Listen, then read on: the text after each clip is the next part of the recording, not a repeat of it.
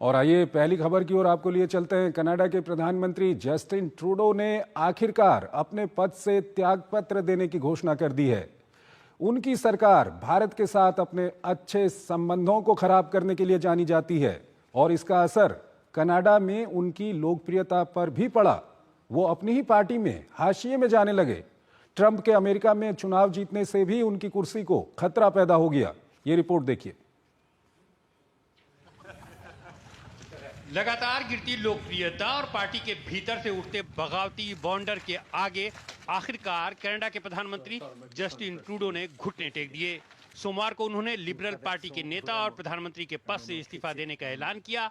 तो सवाल उठता है कि अपनी सरलता और सहजता से कनाडा का दिल जीतने वाले ट्रूडो आखिर कैसे अर्श से फर्श पर आ गए। ट्रूडो पहली बार 2015 में प्रधानमंत्री बने, फिर 2019 में सत्ता में वापसी की। 2021 में मध्यवर्ती चुनाव में बहुमत से चूक गए और खालिस्तान समर्थक जगमीत सिंह की न्यू डेमोक्रेटिक पार्टी की मदद से सरकार बनाई। इसलिए ट्रूडो जगमीत के इशारों पर चलते रहे। उन्होंने आतंकी हरदीप सिंह निज्जर की हत्या का आरोप बिना सबूत मुहैया कराए भारत पर मढ़ दिए। इसके अलावा भारतीय लोगों के कैनेडियाई वीजा लेने पर भी सख्ती लगा दी, जिसका सीधा असर दोनों देशों के रिश्तों पर पड़ा। वहां घरेलू राजनीति में भी इसका विरोध हुआ। जगमीत सिंह ने भी अपना समर्थन वापस ले लिया और उनकी सरकार अल्पमत में आ गई। यानी ट्रूडो की विदेश नीति पूरी तरह से फेल रही। दरअसल ट्रूडो ने महंगाई पर काबू पाने का वादा कर सत्ता में वापसी की थी, लेकिन हुआ इसका उल्टा। घरों की कीमतों में 30 से 40% की तेजी दर्ज की गई, जबकि रोजमर्रा की वस्तुओं के दाम भी आसमान छूने लगे। इसके अलावा उन्हें भ्रष्टाचार के आरोपों का भी सामना करना पड़ा। 2017 में हॉलिडे पैकेज और हेलीकॉप्टर जैसे उपहारों को स्वीकार करने पर भी लोगों के गुस्से का सामना करना पड़ा। अपनी मनपसंद की कंपनियों को कॉन्ट्रैक्ट देने का भी आरोप लगा। ट्रूडो के इस्तीफे का बड़ा कारण उनकी लोकप्रियता में भारी गिरावट को माना जा रहा है। सत्ता में रहते हुए उनकी सबसे कम अप्रूवल रेटिंग दर्ज की गई। बहरहाल अब कनाडा के नए पीएम की तलाश तेज हो गई है। जस्टिन ट्रूडो के बाद कई नेता उनकी जगह लेने की दौड़ में हैं। इसमें Chrystia Freeland, Mark Carney, Christy Clark, Anita Anand और जॉर्ज चहल जैसे बड़े नेता शामिल हैं। इन नेताओं में अनीता और जॉर्ज भारतीय मूल के कनाडियाई राजनेता हैं। अनीता आनंद परिवहन और आंतरिक व्यापार मंत्री हैं। अनीता के माता पिता का भारत के तमिलनाडु और पंजाब से ताल्लुक है। उन्होंने कोविड महामारी के दौरान काफी अच्छा काम किया था। वहीं जॉर्ज चहल प्राकृतिक संसाधन संबंधी स्थायी समिति और सिख कॉकस के अध्यक्ष भी हैं। चहल को ट्रूडो का आलोचक माना जाता है। और इस खबर पर चर्चा करने के लिए हमारे साथ जुड़ रहे हैं निपुण आलमबायन, विदेशी मामलों के जानकार हैं। निपुण जी, बहुत बहुत स्वागत है आपका हमारे इस कार्यक्रम में। सबसे पहला सवाल जो आपके सामने हम रखना चाहेंगे वो यही कि जस्टिन ट्रूडो को क्यों पद छोड़ना पड़ा, क्या इसके कारण है, हमारे दर्शकों को बताइए। देखिए, जैसे चंद्रशेखर जी अभी आपकी ही ओपनिंग बाइट में कहा गया, जैसे रिपोर्ट में कहा गया कि वो घरेलू राजनीति हो या फॉरेन पॉलिसी हो, दोनों में उनका एक बड़ा फेलियर था।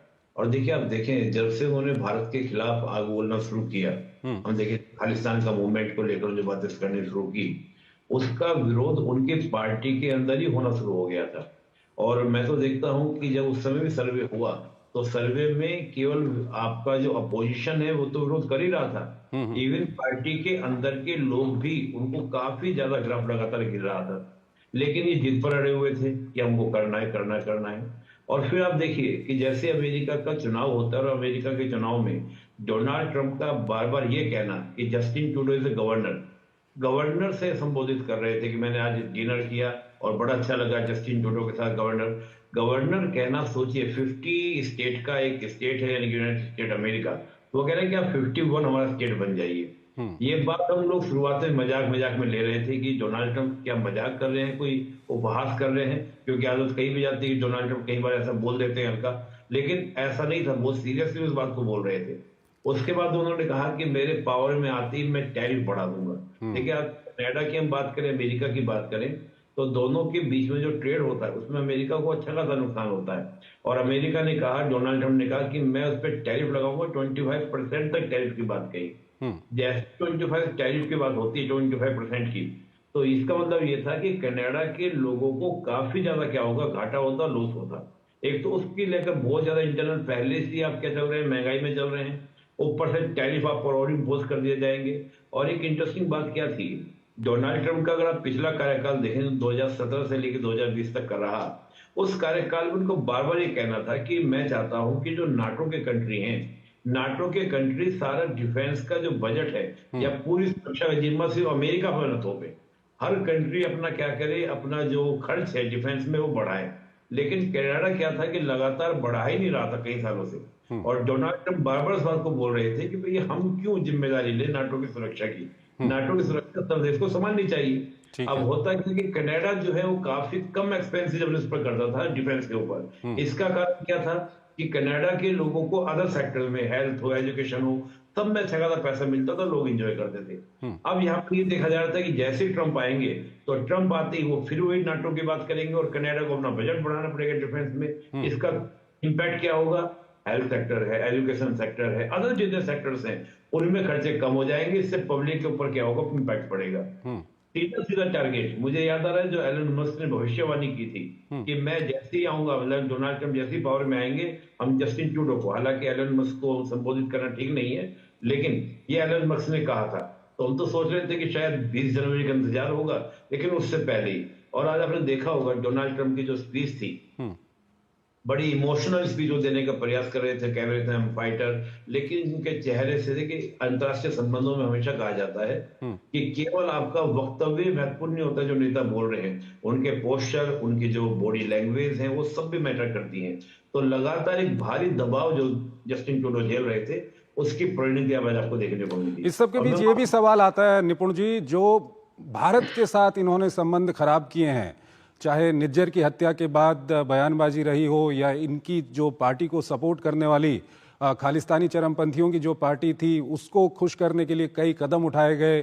कनाडा के अंदर जो सिख हैं, हिंदू हैं, उन दोनों के बीच में दरार पैदा करने की कोशिश की गई। ये इनकी लोकप्रियता में वहां पर कितना बड़ा इससे झटका लगा है कनाडा के अंदर में?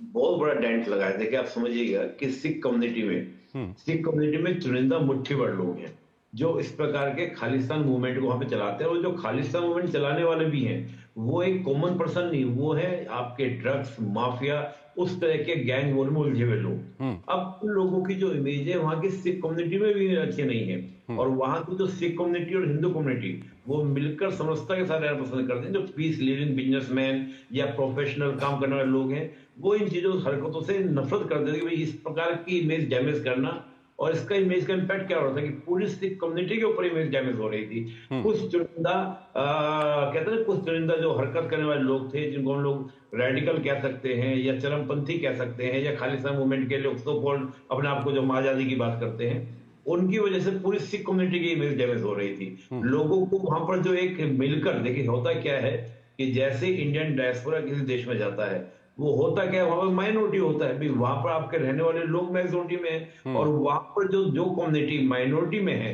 वही आपस में एकजुट होने के बजाय बल्कि टकराव की स्थिति बने, तो उससे वहां के लोगों को काम करने में बहुत दिक्कत आती है, चाहे वो प्रोफेशनल वर्क कर रहे हो, बिजनेस कर रहे हो, जॉब कर रहे हो। तो इसका इम्पैक्ट आपको देखने को मिलेगा। और आप देखेंगे कनाडा के लोग इस बात को देख रहे थे कि पढ़ी लिखी जनसंख्या हर जगह लोग हैं, वो देखिए जस्टिन ट्रूडो केवल और केवल अपने पॉलिटिकल इंटरेस्ट में एक महत्वपूर्ण जो स्ट्रेटेजिक अलाई है पूरे वर्ल्ड में, आज देखें इंडिया को इग्नोर करना किसी के मुद्दे की बात नहीं है, और जानबूझकर वो इसका क्या करें, भारत के संबंधों को क्या करें, डिस्ट्रॉय कर रहे हैं।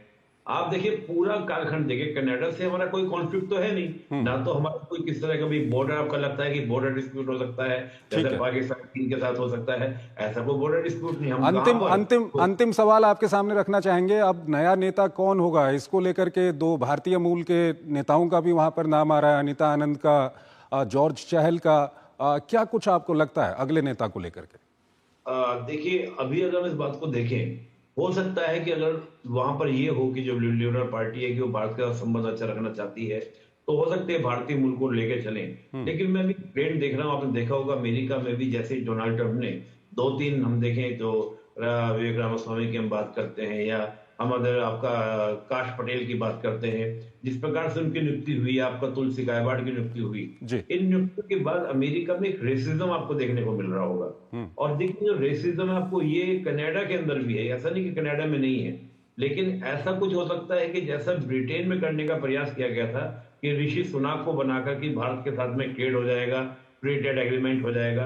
ऐसा अगर प्रयास लिबरल पार्टी सोच रही होगी, या जो हमारे रिश्ते डैमेज हुए हैं उनको बेटर करने का जो प्रयास होगा, उसमें देखा जा सकता है कि भारतीय मूल के जो उम्मीदवार हैं उनको एक अच्छा स्थान मिल जाए। लेकिन मुझे पॉसिबिलिटीज कम लगती है, क्योंकि कनाडा में थोड़ा रेसिज्म है इस चीज को लेकर। ठीक है, निपुण जी आप हमारे साथ बने रहिए। एक और खबर है, उस पर अभी हम आपसे बातचीत करेंगे, लेकिन यहाँ पर वक्त हो चला है एक छोटे से ब्रेक का। हमको एक छोटा सा ब्रेक लेना है यहाँ पर।